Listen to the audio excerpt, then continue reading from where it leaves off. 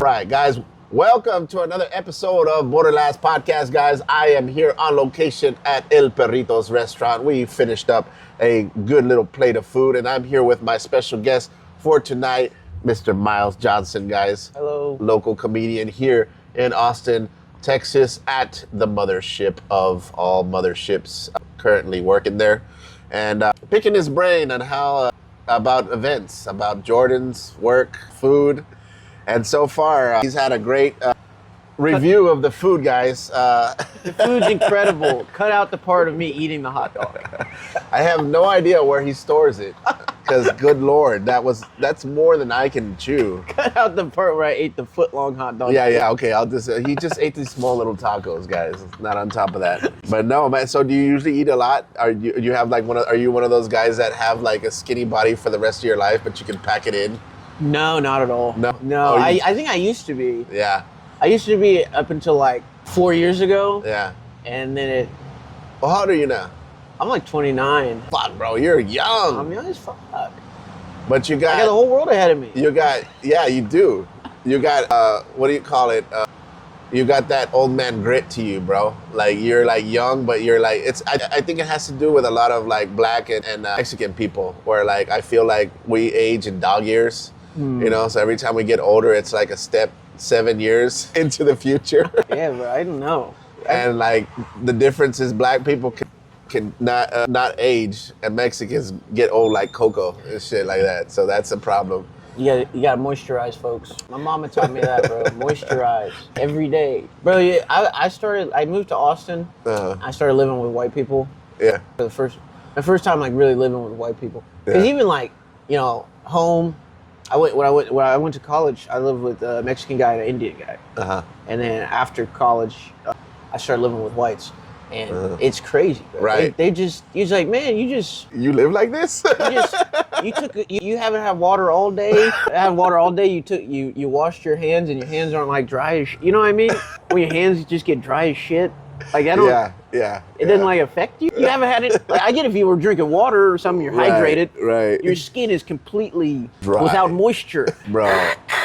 Yeah. My wife does the same thing, because I get really ashy right here on these sides, the elbows right here, but like my tits right here too.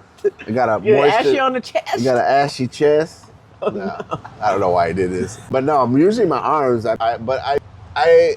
Most white folks don't use a lot of lotion, and I guess that's like a true stereotype, right? You know, I guess it's one of the real ones. They don't really moisturize. It's insane to me. Because they care so much about their skin too. Like they go out, they put on the suntan or the sunscreen. Yeah, sunblock. There you go. Or suntan. Sometimes they tan. But yeah, even they have all the skin stuff. Yeah. But then they refuse to like moisturize, to hydrate it. They're like, I don't want it to burn. Put some moisture on it. You don't want it to burn. Beef jerky looking skin, man. Dude, it's crazy. So that's like, I just have freckles and stuff. They're like, no, you don't take care of yourself. We just look like this. No, you don't do anything about it. Yeah, true. Okay. Yeah. So living with the change, so your apartment, are you cohabitating in Austin? How long have you been living here in Austin? Sorry, I don't even know what to ask.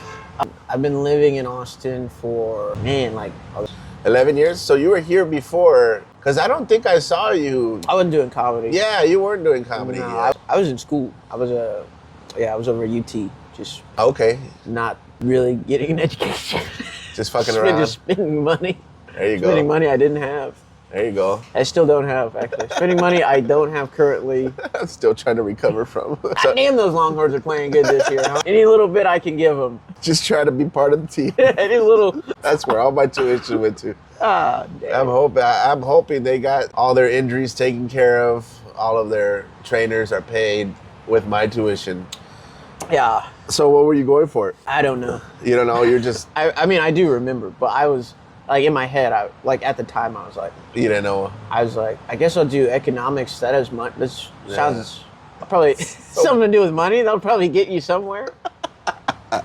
My parents just kind of told me to go to school. They didn't really help me out beyond that. They were just like, you have to go to school. Yeah, like, right. I never really I did good in school, but I was never like I never liked school that much as a whole. Yeah. And it's weird because my mom also pushed me to go to school, and I didn't know what I wanted to do either. My mom was like we grew up poor, and she didn't want me to grow up poor, and she dropped out herself. So she's like, go to school. Mm-hmm. It was like the same attitude, like, go to church. Okay, well, which church? What do I learn? What am I supposed to here, you know? And the same thing with school. It was like, okay, now I'm here. What do I go for? And after a while, I switched majors like 3 times. I ended up just sticking with it. And UT was one of my options, but I was in San Antonio at the time. And I was part of the annex of Texas A&M Kingsville at the time. Okay. So the school wasn't a brick and mortar. It was more like portables. Yeah. So it was cheap. And I was, all right, how is the cheapest way I can get a bachelor's degree without taking any math? I went, okay. I looked at all the programs. Kingsville was the only one that had no math, and it's at a discounted rate. The only thing is you gotta go to class in an elementary school with portables. So every time, bro, it was so funny. I would go take a piss, and I'm literally squatting down because all the urinals were at halfway, and the toilets were so low to the ground because the whole school was an elementary school. Oh. It wasn't designed for college kids. So it was basically all our, that was my college experience. It wasn't, hooking up with hoes. It was just trying to like take a shit in a small bathroom and then freaking out the janitor the next day, like, holy shit, who's kid? Who the fuck? Which one of those little freaky kids? It's big old logs. Yeah. We need the coach. The football coach is looking for him. The football coach is looking for whoever dropped that log. Which one of you kids? He needs you on the offensive line. Ask you to go clean that shit up. You're gonna go to. So yeah, man. So that's cool. So you were like going for economics, and then so at what point did you kind of say fuck? Like, okay. So how did you get introduced to comedy? How did you start doing comedy? I was in school. I actually didn't even really know that much about comedy back then, honestly. I really liked it. Like, I like humor. Yeah. But, like, stand-up, I was like, I didn't really have that much of a relationship with it. And you didn't like... My family was never... I think my mom was, like, the only person that liked comedy, and the only comedian I've ever seen her like was D.L. Hewley. Yeah. That's it. Yeah. I've seen her... I've only seen her watch D.L. Hewley. That's interesting. I was like, not Bernie Mac. D.L. Hewley. Just D.L. That's funny. I was like, you didn't?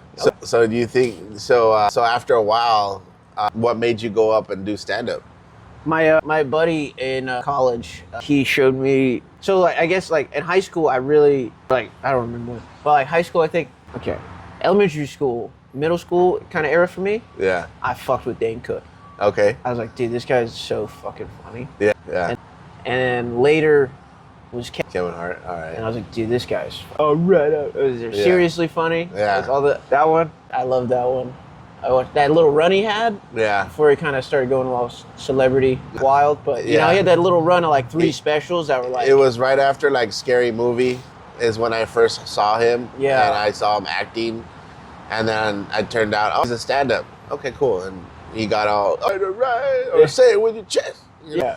It was like hop out this. Yeah, he's still firing. He's still good, but that was like that. He had like, I feel like he had like just that 3 special run right there. Was like, it was just like banger. Right. And the other ones, there's still good ones, but they're not. It's not like, it wasn't like that. You know what I mean? It was like, I felt like he like came out on the scene with these specials. Yeah. Like, and then, but that was all I knew was like those like couple guys, just the biggest guys. So and then my buddy introduced me to in college. He introduced me to like Dave Chappelle. I knew Dave Chappelle too. Yeah. But my brother introduced me to like Louis and like white comedy. Louis C.K. Yeah. Like. No, he's Mexican, man. Yeah. Well, he is kind of white. But he is white. He's very white. He's Mexican, but he does white comedy. Yeah, he does, man. And when he came out and said he was Mexican, I was like, all right. Wait, what? Okay, I get it. Louis C.K.? So you hit the stage after you kind of just started discovering comedy. You were kind of like, curious about it, and then finally you said, fuck it. Where was your first open mic? It was you probably gone to it, the midnight mic at Spider House. It was like a long time ago. Like that was before COVID, right? Yeah. Yeah. It was I think at that time also I was kind of fading away from doing a lot of comedy here in Austin. Okay. Yeah. But no, yeah, there was a period where I just didn't go to any open mics at all. And there was a lot of people that started like you out here that I didn't even heard of until later on, after, I was like, where the fuck did these people come from? Bro, I'm going out there and I still go, who are you? Yeah. Sometimes they'll go on like Kill Tony or something. They'll be like, yeah, man, I've been here for, a guy I've never heard of. He's like, I've been here for 2 years. I was like, I've never seen you once. Right. Right. I've been living here a good. I think there's a lot of people that pop in and pop out. And it's weird because it's like this, I feel like it's a trend for people to come out here just to say they did comedy. Mm-hmm. And then they get in the mothership once, and then they go back to their home scene and like, oh, yeah, I'm a regular down there, and they just got on the open mic. I've heard that happen with like a bunch of dumb comics just trying to get clout. You know what I mean? I follow this one guy. He wore like a Comedy Mothership sweater. He wore and he took pictures with all the Comedy Mothership comics, but he's never done any shows. Like his whole Instagram is all that. But he's never I've never once see him try to sign up. I never see him once. Like I was almost like 2 months straight, 3 months straight of trying to sign up and get on the mothership just for the open mic. And I literally never saw him that one time. That's so funny. And I was like, who are you? Like, what are you doing? He just wanted the... It just wanted the clout, saying that he was able to... That's kind of cool, though. It is, but it's like a cheat code, man. Like, fuck you. You know what I mean? Like, I can't knock the hustle. Right. Also, how is the culture around there? Is around like everybody? Because everybody always seems like they always take these pictures. There's a photograph for following everybody. Everything's like that. And like, I doubt everybody gets along out there. There has to be some personalities. You know what I mean? It's like anywhere. It's, right. It's like social media is social media. Yeah. It's like SNL. It's like, I'm sure after all of the celebrity guests at SNL are awesome. And they're all just a big family. Right. But they are though. Yeah. Because, families fight. But they also have a lot of fun together. Right. But it's like anywhere you get a group of people together. Yeah. But I think a lot of people think it's very one note there, which is, with all the comedy drama happening all the time. Right. Everybody thinks they're like, oh, those guys are Nazis, and those other guys, you're all liberals, and it's like nobody, everybody's just. Yeah, nobody cares. Everybody's telling dick jokes. What are you talking about? No, my dick jokes are for the people. You tell elitist dick jokes. That's the difference, damn it. My dick jokes are for the common man. Yeah, man. It seems like a lot of well, especially I've seen a lot of YouTube videos out there kind of bashing the Austin scene, especially the mothership. And when I meet, it's hard to believe because I don't know all the comics there, but the ones that a few guys that I do know, you who've earned your stripes there, bro. You're not a political guy either. You're a funny fucking comedian, and that's what should be done there at the store, which I give, not the store, or at the ship where I give a lot of credit because it's modeled after the store, and that to me was like everybody elite, that's where you want to go and you want to work and everybody and so it kind of I like the fact that he brought that kind of hustle here to Texas, but it does seem like a very exclusive only once you're in. Yeah, so amongst the poors, Yeah, it feels a little royalty vibe when it comes down to it. But I know some of the guys are not really like that either, So it's like Andre Ricks, especially guys from Texas, the guys I feel are more humble about being in there, Tony Casillas. And there's a lot, and you're from Temple, right? You're originally from Temple. Yeah. And so I feel. I didn't remember that. Yeah. Well, no, because I remember you told me. Oh, I guess we were. Were we in Temple together? No, I couldn't go to that show, but I had you. Booked for that show because I co-book it. So I didn't. What's his name? Jeremiah told me that. My coworker, he's like, did you know he was from Temple? And I was like, no, I didn't know he was from Temple. Like, I thought you were from like North Carolina or some like East Coast place. No, yeah. So when you came in like a wrecking ball, bro. Like you came into the scene before the ship, and you're still hilarious. You're one of my top favorite comedians to watch because of your unpredictability. And it's like the simple shit that you come up with, bro. I get a pleasure of laughing at your set, even if I'm the only one in the fucking audience that gets it, and I'm the only one that's fucking laughing, bro. And that happens. And I've seen it happen. I've seen it happen where they don't get it, and I'm like in the back, like, oh fuck, nobody's fucking, and those are like the brandings of a comic's comic, you know what I mean? And I always felt that, you know, you had a cool approach about doing your comedy because you just kind of didn't care. And I didn't see, how long have you been doing it? Like 6 years? 6 years. You found your voice pretty quick, and the way you're able to deliver your jokes on stage just makes it so effortlessly, because I felt like I'm at the point where haven't given up yet. Like, I don't care. Like, I kind of like, I want to watch what I say on stage, but you're like, nah, I'll just say it. You know what I mean? And so with me, I'm like, and then I'm not that clever to come up with something that, that hits that hard. About, bro? You know? Huh? Not that clever, dude. I think one of my favorite jokes when I first was just out and about. Now we're just jerking each other off. My favorite joke when we were out and about, years back, was what was it? Oh man, I'm gonna fuck it up. You put your politics in a tortilla. Oh yeah.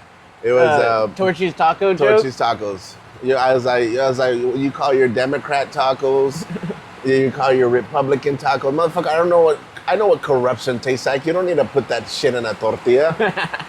And that is my favorite line. That's one of my jokes I still use on the road. But yeah, it's one of those political jokes where I'm like, I'm not taking any side here. You know, it's one of those like.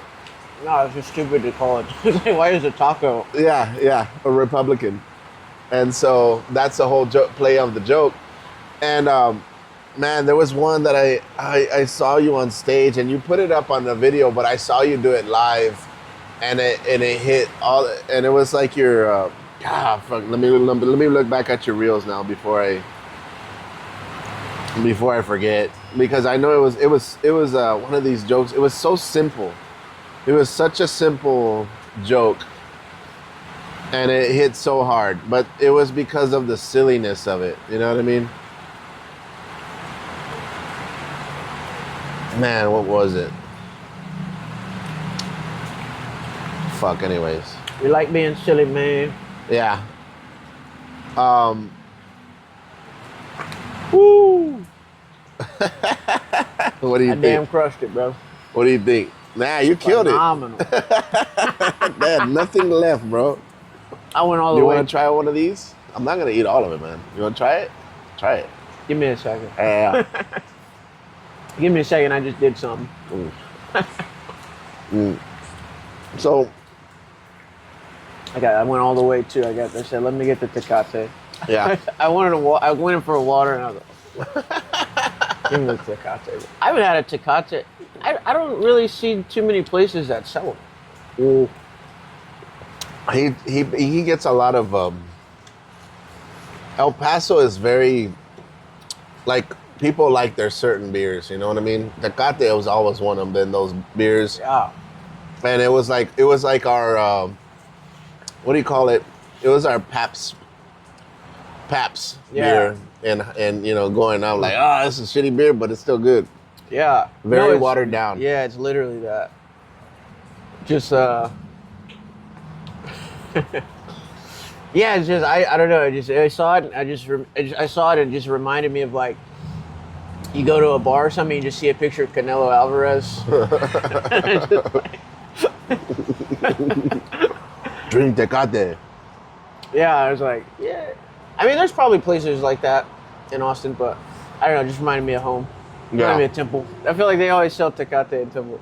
I didn't realize it was cheap. I thought it was like.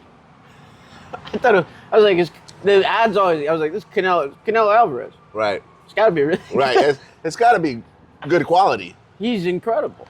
Right. So is this beer. He's a champion. It's got to be really good. Oh, dude, all those ads used to. I used to fall for all of that stuff, bro. Me too. I don't go for those. He's a champion. He's a world champion. It's got to be the best. Why would he put his?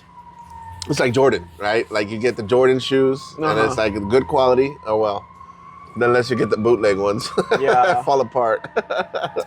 Yeah, I used to get the bootleg Jordans. I'd be like, man, this shit's trash. They fall apart while you walk. Oh, it's Chinese. Right? Chinese. The booty, when you could tell if he's got like, you ever seen that where he's like, if he's caked up? Oh, yeah. If he's got like a little, like when he's doing that, if there's like a little round, it's. Or he has. Or he has little shoelaces off, a little line off from his shoes. I've seen the ones where they have his shoes off. Like, it's like his tongue is out from his shoe. Oh, really? Yeah, I've seen it. Like, it's like all... he didn't tie him? Yeah, like it was all like out like that. And you can see the silhouette of it. I was like, what the fuck is this? Yeah, all one I knew was the butt. He was like, bro, your Jordan got a butt on it, bro.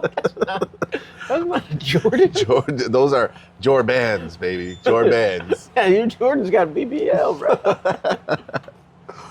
Oh, man, sometimes the bootleg is funny as shit, man. Like, the stuff that they would come out... The thing I don't understand about Jordans is, like, I get why people used to buy them, right? Because when I bought them, it was more about kind of like status, in the hood. If you had nice shoes... You got a little guy right here. And they were Jordans, that was like, okay, this guy, he can play. Not only that, he has a little bit of money. Yeah. But that... I don't understand kids now why they buy it, because Jordan doesn't. They never seen Jordan in their life. Yeah. Like, why would you keep on? I think it's just that. It was just that powerful, though. Right. Like, the impact. It's like the impact of it was just that powerful that it was like generation. It crossed generations, where it's like, so like a young kid saw the older kids be like talking about the Jordans and like being like, oh yeah, you got Jordans, like clowning each other. Right. Getting on each other about bootlegs, you know what I mean? Being like, what the? So you're like, oh man, that stuff gets to you when you're a little kid. You like see like the older kids, and you're like, oh, I guess I gotta wear Jordans so I can be cool. Well, the thing I get it, like the same action. I see a switch where like, well, now it's LeBron James, or now it's like his son, and there are the next future generations of those sneaker. Like, I predict like 10 years from now, or maybe about 10 or 20 years from now, Jordans are going to be like, nah, nobody's going to wear them no more. Yeah, but well, they do. Now it's like the Jordan brand. Right. So it's like Jordan I feel like they pick up the new athletes to be Jordans. Yeah. Like, it's like, I don't know exactly who it is, but like... Is it Stephen Curry or Tatum? I think Jason Tatum might wear Jordan. You know what I mean? Yeah. Like, I think they have the new guys. The new generations. Gotcha. Okay, that's how it works. That makes sense. Yeah. I just couldn't get down like today's kids, like kids like last night trick-or-treating. They're coming out with like the 90s retros that we came out with. Like, why are you wearing those? Like, yeah, I think they're kind of ugly.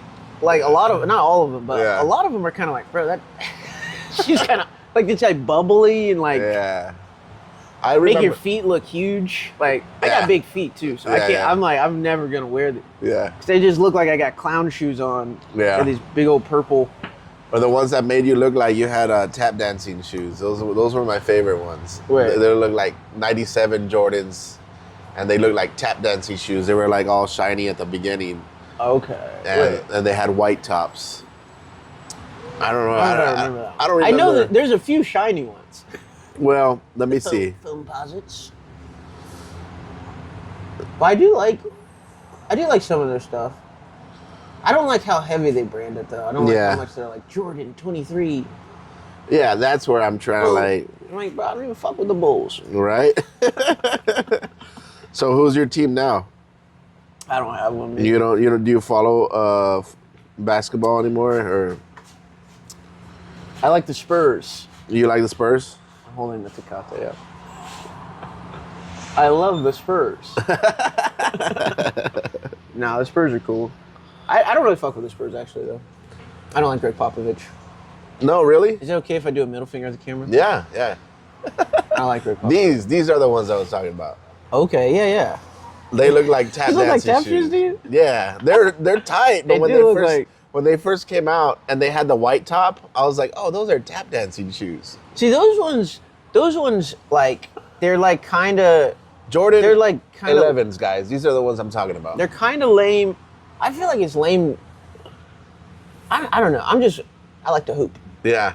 So I always feel like it's kind of lame to wear court shoes. Like, why are you wearing court shoes out and around town? Right. You know what I mean? Like, those are like out, if you were playing in those, it's like, okay. Yeah. But if you're just walking around, yeah, in them, it's like, exactly. That's what? where I'm trying to get at. That's where like there's this generation where they just have to have them, and they're not even hoopers, or they're not even. It's just you can't even play in them anymore, really. Nah, they're horrible. They're like, yeah, they're not. Or not even close to or they'll like fall apart. Yeah, you can get like academy shoes that you can play basketball in better.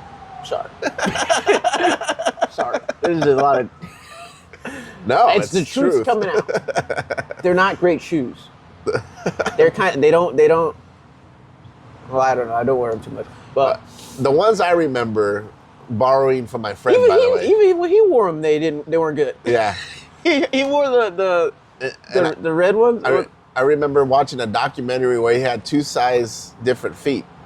So he would have to, when they first made them, they had 2 size. He had 2 different feet that had different sizes. Whoa. So like one was like a 11 and a half and one was like a 12 or some shit like that. Yikes. So, yeah. Fucking freak. Fucking Jordan's freak, man. Freak of nature. Physically and mentally, all over. Just like everybody's just there for the clout. Everybody just wants to take the picture with the right people. Not trying to get funny, just trying to get famous. And I feel like it's man. No? I feel like Austin. I mean, there's definitely people like that. yeah, But there's gonna be people like that anywhere. right. But I think feel it's like more here. well, here it's because it's the new flashy thing. Right. Because it wasn't like that. Exactly. I feel like also people like go like, this is what Austin comedy is. Right. I was like, bro, it's been like 3 years. Right. Like comedy's been going on in Austin for way long. decades. Yeah, exactly. And they're like, that's what these Austin, Texas guys, Texas comedy. That's Yeah. And and then it's like, Austin comedy, and it's completely not connected to Dallas comedy in any way. No, none of those guys come here. None of the Austin guys go to Houston. It's all just this one place and all the bad stuff. Right. It's not that bad, man. No, it's not. It's too small, and it could be. Yeah. But I feel like, thank goodness it's so small. Right. Because if it was like, I feel like if it was a bigger city, it would be actually pretty bad. Yeah. But it's so small that it's like, you can kind of like just see you're like, you know what I mean? You can put everybody in a room. Yeah, pretty much. Right, you guys are the ones that are, Yeah. you guys are the weirdos. This section is like trying, and then these guys are so rich. They're so rich they don't even like, they're like judging. I feel like a lot of people judge Austin comedy off of like the extremes, which I guess you judge most things off of. So it's like the fucking, whatever, edgelords. Yeah. The edgelord psycho open micer, like stereotype. Yeah. And then the guys that are richer than God. Right. And so what is your, he's the main cook there. So given your kind of perception there, so do you think like, because a lot of people with the edgelords, like a lot of comics, like I've seen on the podcast, like Bobby Lee and a couple comics are kind of like about facing now, talking about how some of the edgelords are using racism to get by and shit like that. I'm like, getting a pass to get in the mothership, or talking about, because Austin was so liberal before, and now it's about face, and it's all conservative comedy now, and but to me it's like going in reverse, because what I see a lot of comics do, not in the mothership but around the guy, Sunset and some other guys that really use like the stereotypes of Mexicans and like blacks and just kind of use those really low-hanging bullshit jokes, to me are just like, it's been done. And now it's like a new thing to all these new people who've never been around so much culture, you know? Yeah. And I feel like it's this big old buddy system with white folks just trying to, you said the most racist thing, you're funny. You know, and they're getting passed. And I'm like, the fuck, you know? Like, to me, it's a weird vibe because I see it and then people are talking about it on YouTube. So I'm like, well, I kind of see that. But then you give me this story here too, and like, you know, you have your moments of, you know, where you're at. And so I think there's kind of like a big shift, big different bubbles that are brewing, you know? Yeah. And sometimes I feel like that happened in the liberal scene, you know? In the liberal scene, there was a bunch of liberal comics and they weren't letting anybody in. Yeah, that's also a funny thing. I always talk about that whenever people talk about like Austin and stuff, because it's just like, I was like, I don't know. Like, listen, I would love it if I would have loved it if Rory Scovel came here and opened up, you know. I would love it if somebody else came here and made some liberal comedy club. I would have worked at it. I tried to work at Creek. Yeah. I loved it. But they don't do that. Like, you know what I mean? They don't do that kind of system. They don't have like that Comedy Store system. Right. There's no like There's no way like to move that. up. Yeah, there's no way to move up. Yeah, you just have to be as good. You have to like be feature level when you are there. You know what I mean? There's not like a work your way up to feature. It's like it's like, why would I give you the feature? These guys already know how to feature. They've been doing comedy 20 years. Right. Like, that's fair. Right. And it's like, I don't know. I was here before the whole Rogan thing. Yeah. And I'd wait for hours to get up on Velveeta Road. Yeah. You know what I mean? It's like, I'm a black guy. This, I thought, you know, it's a liberal scene or whatever. And I'm getting edged out of, you know what I mean? It's like I'm on... I feel it's the same way as it was back then. The only difference is now it's right people in charge. You know, right wingers in charge. You know, and I felt I got white people calling me racist. Yeah, I'm like, and maybe I was bad. I was worse back then, but I'm also like, it's also just like, you see yourself. You're like, both sides of like whatever political, whatever view of comedy. But it had like, you know, they're like, wait, I'm racist enough. And that's what I see. And then the other guys are like, because I'm not racist, and then they, and it's just like, no, bro, it's just this is like this weird town where it's like, it's not like it's not really. Like, they've been doing comedy here, but it's not like a show business town. Right. You know what I mean? It's like, I feel like there's a comedy scene, but it's not like this it's not juggernaut of show business. It's not New York. It's not LA. It's not even a juggernaut of a city. It's a smallish city. And limited spots. It's a schmedium city. It's a schmedium city with limited spots, and everybody wants to come here. And it's just like, yeah, but you go to Dallas, I mean, you're probably... Yeah. Like, where do you go out? I'm down south mostly. I go down to the border towns. I'll go down in like the valley. Tonight I'll probably head out to San Antonio, but I don't know if I'm gonna head out there or not. I want to check out the riot that just opened up. Oh yeah, that's cool. So I'm gonna check it out just to go check it out. You know. Yeah. I don't know. But I started in San Antonio, and then I moved up here. San Antonio. Yeah. Bro. It's awesome. It's always fun there. I like the I'm bad. Blind Tiger. That was like my first. Oh, actually, that's not right. No, they don't have an improv. What is it? An improv? LOL. Yeah. I did their mic there. Yeah. And the booker was there, and I didn't really understand the idea of like, you want to impress the booker. Yeah. Even though it's an open mic. I was like, it's an open mic. I'm gonna impress him with my new material. In front of these 50 people, I'm gonna do my new material. Oh man! So everybody, we all drove out there like, you know, hour and a half traffic and stuff. Yeah. And just bombing. I went with my girlfriend too. Yeah. I drove my girlfriend there, just bombed in front of her, and then drove us home 2 hours, and we get pulled over. Oh no! We get pulled over. I started crying. Are you serious? Yeah, the cop was like, "You're freaking. Hey, just so you know, your brake lights are out, and I have to give you a ticket."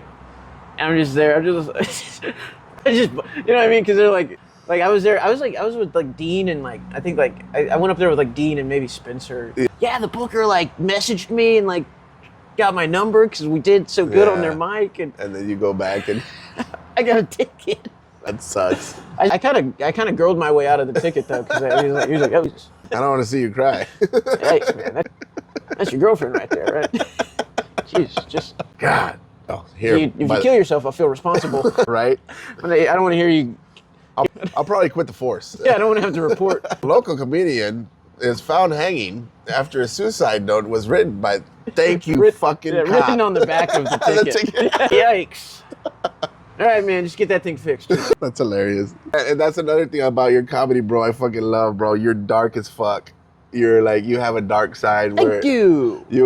It's fucking hilarious. And I think most people would kind of like, ooh, but there is definitely a fan base for it. You know, there's people that love that dark shit, you know. Celia Contreras, you know, she's had a lot of dark jokes and people are coming up, you know. I've never heard anybody say it's so Mexican. Celia Contreras. Oh, yeah. Oh, yeah. Celia Contreras. Yeah. I didn't know who it was. Yeah, I forgot. My accent comes out sometimes. I forget when I talk to No, it's a real name. I'm so used to everybody saying your name crazy. Contreras. I say Celia Contreras. When they ask me like, how do you say your name? I'm like, well, it depends. If you're white, I say Josh Castro. I go, but if you're Mexican, Joshua Castro. You know, like I just Castro. That's how I always said it. I didn't have to change it until I moved here to Austin. Yeah. And we're like, wait, how do you say your last name? I was like, just say Castro. You know, like Fidel Castro, you know who that is, right? Yeah. And so, but yeah, it's a dark comedy. And one of the first comedians that we started doing dark comedy out here was Chris Seeley up at Anderson Mill. We were doing like a dark comedy showcase, and we were specifically only hosting dark comedy, and it was pretty fun. And we were the only ones in Austin doing it at the time. And he would get a lot of people out there, and that's how Anderson became like a powerhouse of open mics, because we were able to power through with those fucking crowds that were just so and at the same time, you know, we're giving them dark shit, you know, so we're like, okay, that's funny, you know. They like that dark shit because we would get a lot of people, you know, restaurants and like people that are all coked up I love the branding for it. Just pretty much like the worst one. Yeah. Just like everything was like, come on down, it's gonna be hell again every week. I don't know how they do it, but the most irritable people every week show up here. Yes. I don't know why they did, bro. That's their own depressing watering hole. And they would show up It's a new every bunch time. of irritable guys. Retired strippers, business owners who failed at their business, drinking up a storm, man. So this is great, man. I'm glad you came out and did this podcast with me. I wanted to get to know you a little bit better, and I appreciate you taking time and you know, coming out here and speaking with me, because I've seen we've always run into each other, and I booked you for a couple shows, and I'm like, you know, I don't really know him. Like he's from Texas. Okay, let me get a Texas boy over here and get like some Texas comedians on the map, because there's a lot of out-of-town fuckers coming out of here. But I like the success of seeing people from Texas move up, you know, like you, Andre Ricks. I know Michael really's not from Texas, but I see him working. You know, I pay attention to the guys who are really funny and who are really working out there, you know. So I'm hoping to give them some shine on my podcast and hopefully share some people who like my shit, you know, and they'll like your shit as well, you know. Yeah, hopefully. But how much time do you have actually? Like in total? Comedy? Yeah. Like, how much time in your life? 48 hours. Yeah, I was just doing like the seventh seal here for a second. By the way, this is part of the Illuminati podcast. I don't know. I mean, I don't really know how much time I have, to be honest. But I can do an hour. Yeah. I've been doing I feel like when I headline, I try to do like 50. Yeah. Like 45 to 50. Okay. Just like that kind of time. Yeah. I could like stretch it for sure. I have more. I usually I do like 45 and I'll have more jokes. Yeah. I say like an hour. That's hilarious. Probably more. If they like me, I have more. Yeah. If they don't, I have 45 minutes.